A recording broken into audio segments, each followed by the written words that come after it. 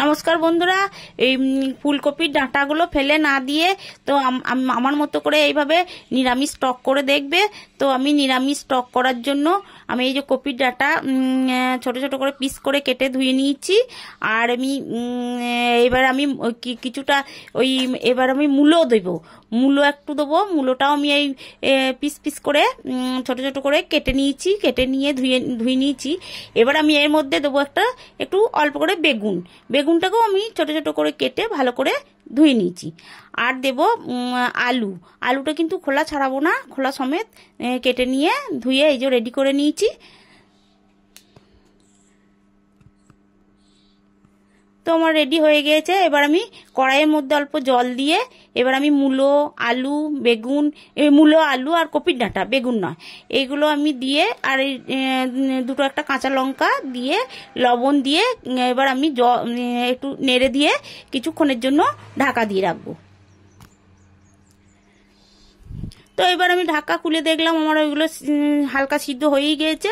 এবার আমি একটা পাত্রের মধ্যে ঢেলে নিয়ে আমি কড়াইয়ের মধ্যে অল্প করে সরিষার তেল দিয়ে দিয়েছি।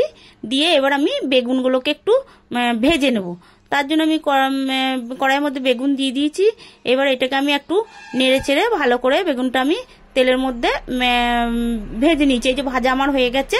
এবার আমি ওটাকে একটা পাত্রের মধ্যে প্রত্যেকটা বেগুন আমি তুলে নেব। তোমরা এইভাবে বেগুনটাকে এইভাবে ভেজে নেবে। তো আমার ভাজা হয়ে গেছে। এবার আবার আমি একটু সামান্য সরষের তেল দিয়ে এতে শুকনো লঙ্কা আর 5 ফোড়ন দিয়ে দিয়েছি। এবার এটা ভাজা হয়ে গেলে এবার আমি দিয়ে দেব ওই যে সিদ্ধ করে রাখা আলু, মূলো, কপির ডাঁটা, এটা আমি দিয়ে দিলাম। দিয়ে এবার আমি ভালো করে একটু নেড়ে চেড়ে নিয়ে এবার আমি দিয়ে দেব পরিমাণ মতো হলুদ। আর দেব হলুদ দিয়ে এবার আমি আরেকবার ভালো করে একটু নাড়িয়ে নেব।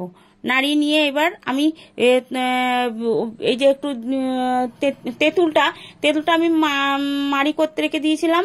এবার ওটাকে আমি ওই মশলার মধ্যে, ঝোলটার মধ্যে ঢেলে দিয়ে এবার আমি একটু ভালো করে নাড়িয়ে চাড়িয়ে নিয়ে এবার আমি সেই ভেজে রাখা বেগুনগুলো এবার আমি দিয়ে দেবো। বেগুনগুলো আগে থেকে দিয়ে নেই, কারণ বেগুনগুলো আগে দিলে তো গলে যাবে। তো দিয়ে দিয়েছি। এবার আমি আবার স্বাদ মতো একটু লবণ দিয়ে দিলাম। লবণ দিয়ে এবার আমি আবার এটাকে একটু ভালো করে নাড়িয়ে চাড়িয়ে নিয়েছি।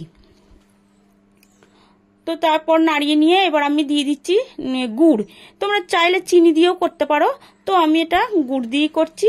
তো গুড়টা দিয়ে আমি আবার একটু ভালো করে খুন্তি দিয়ে নাড়িয়ে চাড়িয়ে নিচ্ছি। এই নিরামিষ টকটা করবে বন্ধুরা, খুব ভালো হয়। তো এবার আমি কিছুক্ষণের জন্য ঢাকা দিয়ে দিলাম। তো এবার আমি ঢাকাটা খুলে দেখবো যে আমার হয়ে গেছে কিনা।